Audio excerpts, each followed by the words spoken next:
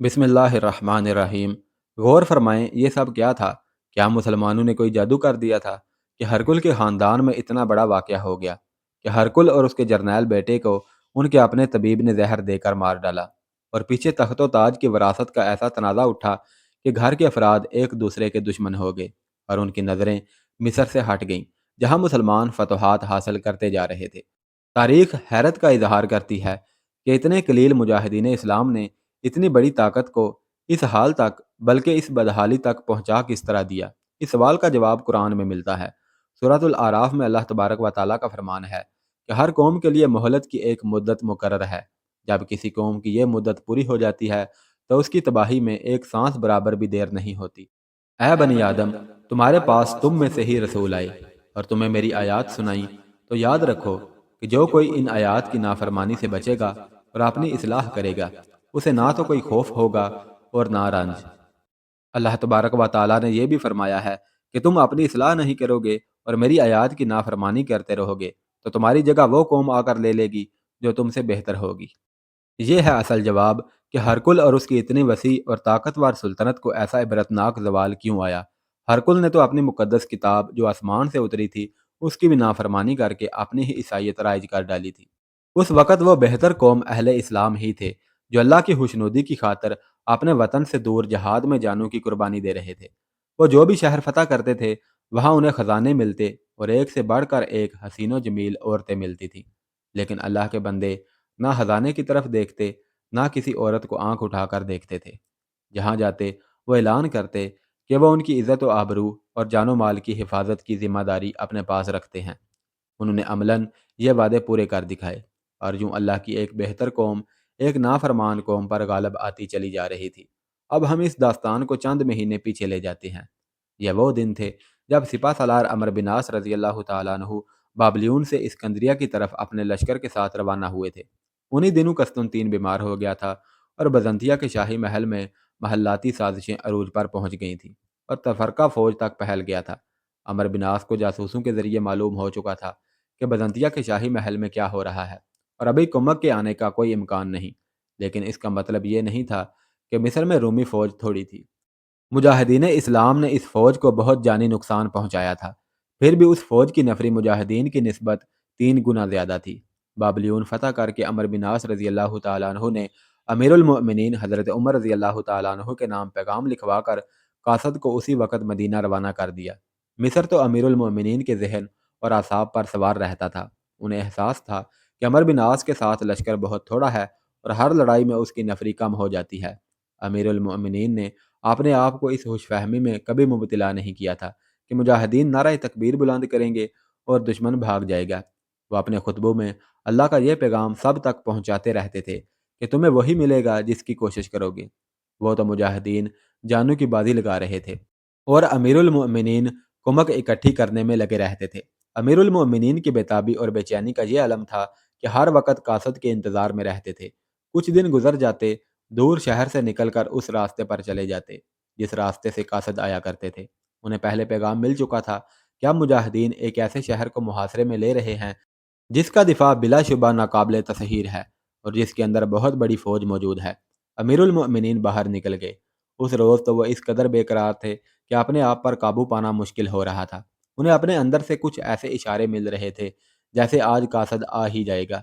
टहलते टहलते अमीरुल मोमिनीन खासा आगे निकल गए और दूर उफक पर उन्हें यूं गर्द उड़ती नजर आई जैसे कोई घोड़सवार या शुतर सवार आ रहा हो। अमीरुल मोमिनीन और तेज चल पड़े। कुछ देर बाद उन्होंने देखा कि उस गर्द में लिपटा हुआ एक घोड़सवार आ रहा है। अमीरुल मोमिनीन के कदम और तेजी से उठने लगे।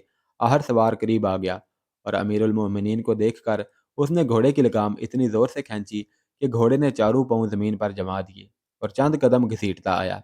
या अमीरुल मोमिनीन, घोड़सवार ने कूद कर उतरते हुए कहा, बाबलियून मुबारक हो, सिपा सलार अमर बिनास का पैगाम लाया हूँ। अमीरुल मोमिनीन वहीं रुके रहे, हाथ ऊपर उठाए और आसमान की तरफ देखकर कहा, या अल्लाह तेरी ज़ाते बारी का शुक्र अदा करता हूँ। फिर उन्होंने कासद से पैगाम लिया और पढ़ते हुए वापस चल पड़े। कासद घोड़े की लगाम पकड़े उनके साथ साथ चलता आ रहा था। अमीरुल मोमिनीन के चेहरे पर फतह और नुसरत और मुसरत की सुर्खियां आ गई थी। शहर में दाखिल होकर ऐलान करते आए, पैगाम आया है, सब मस्जिद में आ जाएं। मस्जिद एक मरकज़ होता था जिसमें लोगों को इकट्ठा करके अच्छे बुरे पैगामात सुनाए जाते और कौमी और ज़ाती मसाइल हल किए जाते थे। मजलिस मुशावरत भी मस्जिद में ही बैठकर अमूर मामलात पर बातचीत और फैसले किया करती थी। मस्जिद में अमीरुल मोमिनीन ने पैगाम पढ़कर सुनाया और फिर कुछ बातें कासद ने ज़ुबानी सुनाई और उसके बाद अमीरुल मोमिनीन ने पहली बार ये कहा कि अमर बिन आस रज़ी अल्लाह तआला अन्हु को कमक की शदीद और बहुत जल्दी ज़रूरत है। उन्होंने ये भी बताया कि बाबलियून की फ़तह कोई आसान काम नहीं था और फिर बाबलियून की अहमियत बताई और फिर कहा कि अब मुजाहिदीन और ही ज़्यादा दुशवार सूरत हाल में जा रहे हैं। उन्होंने कहा कि इस्कंदरिया की फ़तह इसी सूरत में मुमकिन हो सकती है कि अमर बिन आस को फौरी तौर पर कमक पहुँच जाए। अभी मुसलमानों की बाकायदा तनख्वाहदार फ़ौज नहीं बनी थी। लोग रज़ाकाराना तौर पर एक लश्कर तैयार करके महाज पर जाया करते थे। अमीरुल मोमिनीन ने कमक की ज़रूरत का जिक्र किया तो एक लश्कर तैयार होने लगा। अमीरुल मोमिनीन ने मदीना से दूर दूर रहने वाले लोगों को पहले ही कुमक के लिए कह रखा था और कई लोग तैयार हो गए थे और अब अमीरुल मोमिनीन के हुक्म का इंतज़ार कर रहे थे। अमीरुल मोमिनीन ने पैगाम का जवाब लिखवाया जिसमें अमर बिन आस को इजाज़त दी कि वो इस्कंदरिया की तरफ कूच कर जाएं। ज़ाहिर है कि उन्होंने कुछ ज़रूरी हिदायत भी लिखवाई होंगी और ये भी लिखा कि कुमक बहुत जल्दी पहुँच रही है। सिपा सलार अमर बिन आस रज़ी अल्लाह तआला अन्हु उस वक़्त बाबलियून से रवाना हुए थे जब उन्हें अमीरुल मोमिनीन का पैगाम मिल गया था। मिस्र की असल सूरत हाल से अमर बिन आस ही बेहतर वाकिफ थे। वो चाहते तो अपने तौर पर ही कूच कर सकते थे, लेकिन डिसिप्लिन की पाबंदी ऐसी होती थी कि अमर बिन आस अमीरुल मोमिनीन की इजाज़त आने से पहले एक कदम भी नहीं उठाते थे। तारीख में ये वाज़े नहीं कि कुमक बाबलियून ही पहुँच गई थी या आगे जाकर रास्ते में मिली थी। ये भी वाज़े नहीं कि कुमक की नफरी कितनी थी और उसके साथ जो सालार गए थे उनके नाम क्या थे। पहले बयान हो चुका है कि सिपा सलार अमर बिन आस ही नहीं बल्कि तमाम मुजाहिदीन बाबलियून से इस्कंदरिया की तरफ कूच के लिए बेताब और बेसब्र हुए जा रहे थे। मुजाहिदीन का ये जज्बा और जोशो खरोश था तो काबिल तहसीन, लेकिन अमर बिन आस दूरअंदेश और बारीक बीन थे। बाबलियून से इस्कंदरिया को रवानगी से 2-3 दिन पहले सालार ज़ुबैर बिन अल-अवाम ने सिपा सालार के साथ वैसे ही जिक्र किया कि हम लोग खुशकिस्मत हैं कि सारे का सारा लश्कर इस पेशकदमी का बेताबी और बेसब्री से इंतज़ार कर रहा है। सिपा सालार अमर बिन आस ने कोई राय ना दी, ना किसी और रद्द अमल का इजहार किया। उन्होंने सिर्फ इतना कहा कि वो अगले रोज़ लश्कर से खिताब करेंगे। उन्होंने वक़्त भी बताया जब लश्कर को घोड़ दौड़ के मैदान में इकट्ठा करना था। अगले रोज़ लश्कर मैदान में आ गया। अमर बिन आस घोड़े पर सवार हुए और लश्कर के सामने जा रुके। ए मुजाहिदीन इस्लाम! सिपा सलार अमर बिन आस ने अपनी गरजदार आवाज़ में कहा, यह सुनकर मुझे बेइंतहा खुशी हुई है कि तुम लोग आगे बढ़ने और दुश्मन पर कारी ज़रब लगाने के लिए मुझसे ज़्यादा बेताब हो। मुजाहिदीन का जज्बा यही होना चाहिए, लेकिन मैं तुम्हें खराज तहसीन पेश करने के अलावा एक और बात भी कहूँगा। तुम्हारा ये जोशो खरोश और पिस्पा होते हुए दुश्मन के ताक़ुब में जाने का अज़म काबिल तारीफ़ ही सही, लेकिन मैं ये देख रहा हूँ कि बेशतर मुजाहिदीन सिर्फ इसलिए आगे बढ़ने को बेताब हैं कि उन्होंने अपने आप को यकीन दिला रखा है कि उन्हें शिकस्त हो ही नहीं सकती। हमें अल्लाह तबारक व तआला फतोहात से नवाजते ही चला आ रहा है। यके बाद दीगरे इतनी ज़्यादा कामयाबियों का असर यही होता है जो मैं तुम में देख रहा हूँ। पे दर पे इतनी ज़्यादा कामयाबियाँ फ़ातहीन पर ऐसा नशा तारी कर दिया करती हैं कि वो बेपरवाह और बेनियाज हो जाते हैं। वो समझते हैं कि ये भागता हुआ दुश्मन तो अब कहीं भी जमकर उनका मुकाबला नहीं कर सकता। फतोहात के नशे का नुकसान ये होता है कि किसी महाज पर मामूली सी नवैयत की शिकस्त हो जाए तो फिर हौसले टूट जाते हैं और अज़म दम तोड़ देते हैं। याद रखो, फ़तह के साथ शिकस्त भी मौजूद है जो किसी भी मैदान में तुम्हारे हिस्से में आ सकती है। हकीकत को नज़रों से ओझल ना होने दो। अगर तुम्हारा दुश्मन पिस्पा ही होता चला जा रहा है तो भी उसे कमज़ोर और हकीर ना जानो। वो कहीं भी कदम जमा कर तुम पर जवाबी हमला करके तुम्हारा दम खम तोड़ सकता है। मैं तुम्हें यही हकीकत दिखाने लगा हूँ। ये सही है कि तुमने रूमी फ़ौज पर दहशत तारी कर दी है, फिर भी हकीकत ये है कि रूमी फ़ौज की तादाद हमसे कई गुना ज़्यादा है। मैं तुम्हें बताता हूँ कि रूमी फ़ौज के जर्नैल अपनी इतनी बड़ी फ़ौज को दानिशमंदी से लड़ा नहीं सके। उस फ़ौज में कुछ दस्ते ऐसे भी हैं जो अभी तक मैदान में नहीं आए। ना उन्होंने तुम्हारी शुजाअत देखी है, ना अपनी शुजाअत तुम्हें दिखाई है। उनके किसी भी जर्नैल ने सोच लिया कि इतनी ज़्यादा फ़ौज को सही तरीके से लड़ाया जाए तो हम इतने थोड़े हैं कि हमारे लिए ज़िंदगी और मौत का मसला बन जाएगा। यह भी याद रखो कि हमें कमक तो मिल रही है, लेकिन इतनी नहीं जितनी दरकार है। हमारे मुकाबले में रोमियों के लिए बहुत बड़ी कुमक आ रही है। मैं इस कोशिश में हूँ کہ اس کمک کے پہنچنے تک ہم اسکندریہ پہنچ جائیں، لیکن ذہن میں رکھو کہ یہ زمین دشمن کی ہے جس کا وہ عادی اور آشنا ہے۔ ہمارے لیے یہ زمین اجنبی اور ہم اس زمین کے لیے اجنبی ہیں۔ اس میں کوئی شک نہیں کہ بابلیون ناقابل تسخیر قلعہ بند شہر تھا، لیکن تم نے اسے فتح کر لیا۔ اس کی وجہ صرف یہ تھی کہ بابلیون میں جو فوج تھی اور اس کے جو جرنیل تھے وہ سب اس ہوش فہمی میں مبتلا ہو گئے تھے کہ اس شہر کو کوئی دشمن فتح نہیں کر سکتا۔ یہ تو انہوں نے سوچا بھی نہیں تھا کہ اتنے تھوڑے مسلمان بابلیون پر قبضہ کر لیں گے۔ اس ہوش فہمی میں مبتلا ہو کر وہ دوا سے بے نیاز ہو گئے۔ ایسے ہی اگر تم نے اپنے آپ کو اس ہوش فہمی میں مبتلا کر رکھا کہ تمہیں کہیں بھی شکست کا سامنا ہو ہی نہیں سکتا، تو فوراً اس ہوش فہمی سے نکل آؤ۔ ہم جو آگے بڑھتے جا رہے ہیں، ہمارے لیے مشکلات اور دشواریوں میں اضافہ ہوتا چلا جا رہا ہے۔ اللہ سے فتح ہی کی امید رکھو، لیکن شکست کو بھی اپنے سامنے رکھو۔ ہمارا ہدف اسکندریہ ہے، لیکن اسکندریہ مصر کا دل ہے۔ رومی جان کی بازی لگا دیں گے اور ہمیں اسکندریہ تک نہیں پہنچنے دیں گے۔ اللہ سے فتح ہی کی امید رکھو کہ اللہ ہمارے ساتھ ہے، لیکن ہمیں سوچ سمجھ کر اور حقیقت کو اچھی طرح جان کر لڑنا ہے، اور اللہ کا وعدہ ہے کہ وہ اللہ کی راہ میں لڑنے والوں کو پورا پورا اجر دیا کرتا ہے۔ عمر بن عاص نے قرآن کی 3 آیات سنائیں اور آخر میں پھر کہا کہ اس ہوش فہمی سے تمام مجاہدین نکل آئیں کہ وہ جہاں بھی جائیں گے فتح ہی ان کے قدم چومے گی۔ تمہاری فتح ایک اور بھی ہے، سپہ سالار عمر بن عاص نے کہا۔ تمہیں شاید آپ نے اس فتح کا علم نہ ہو۔ تم نے روم کی فوج کو ایسی شرمناک شکست دی ہے کہ بزنطیہ میں ہرکل کے شاہی محل میں پھوٹ پڑ گئی ہے، اور وہاں شاہی خاندان کے افراد آپس میں دست و گریباں ہو رہے ہیں۔ اسے بھی اللہ کی مدد سمجھو کہ ہرکل مر گیا ہے۔ میں اپنے اس دشمن کو خراج تحسین پیش کرتا ہوں جس نے سلطنت روم کو دور دور تک پھیلا دیا تھا، لیکن اس نے اللہ کو ناراض کیا اور اس کی سزا پا لی۔ ہرکل ذاتی طاقت اور جنگی قوت کا دوسرا نام تھا۔ یہ مت سوچو کہ ہرکل نہیں رہا تو روم کی فوج کمزور ہو گئی ہوگی۔ ہرکل اپنے اثرات پیچھے چھوڑ گیا ہے۔ مختصر یہ کہ تمہارے امتحان کا وقت آ رہا ہے۔ فتح اور شکست اللہ پر چھوڑو اور اپنے فرائض کو سامنے رکھو۔ اللہ تمہارا حامی و ناصر ہو۔ بابلیون کے لوگوں کے ساتھ اور بالخصوص ان قبطی عیسائیوں کے ساتھ مجاہدین کا جو حسن سلوک تھا، اس کا ثمرہ انہیں اب ملا۔ قبطی عیسائیوں نے رومیوں کے ہاتھوں بہت ہی ظلم اور ستم سہے تھے۔ ہرکل نے تو ان کے سب سے بڑے مذہبی پیشوا اور اسقف اعظم کو مجرم قرار دے کر بھاگ جانے اور روپوش ہو جانے پر مجبور کر دیا تھا، اور اس کی جگہ کیرس کو اسقف اعظم بنا کر کلی اختیارات دے دیے تھے کہ بنیامین سے لوگوں کو ہٹائے اور جو اسے اسقف اعظم مانتا رہے اسے قتل کر دے۔ یہ تفصیلات پہلے آ چکی ہیں۔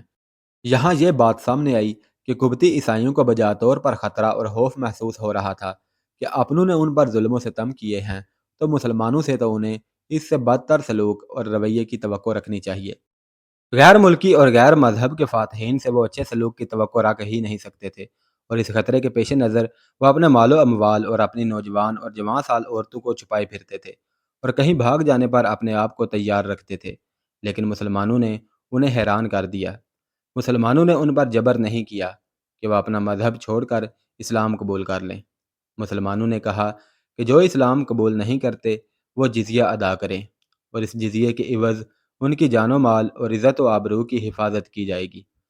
مسلمانوں نے یہ عمل پورا کر کے دکھا دیا۔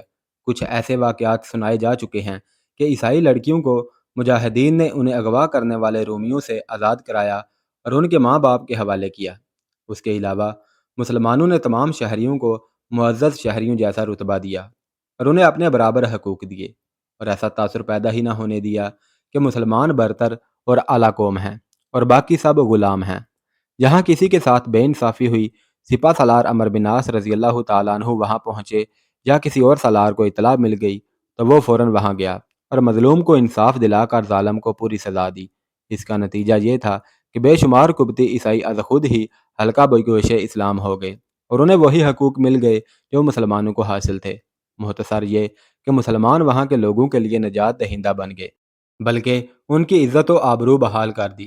قبطی عیسائی اس قدر ممنون اور مشکور ہوئے کہ وہ محسوس کرنے لگے کہ مسلمانوں کے ساتھ پورا پورا تعاون کریں۔ رومیوں کے خلاف تو ان کے دلوں میں نفرت بیٹھ گئی تھی، اور ایسے بھی تھے جو رومیوں سے اپنے عزیزوں یا اپنے ہم مذہبوں کے قتل کا انتقام لینا چاہتے تھے۔ یہاں ہم یہ واضح کر دیتے ہیں کہ قبطی عیسائیوں کو لڑنے کے لیے مجاہدین کے لشکر میں شامل نہیں کیا گیا تھا۔ یہ عمر بن عاص رضی اللہ تعالیٰ عنہ کی دور اندیشی تھی۔ تاریخ میں اس کی کوئی وجہ نہیں لکھی گئی۔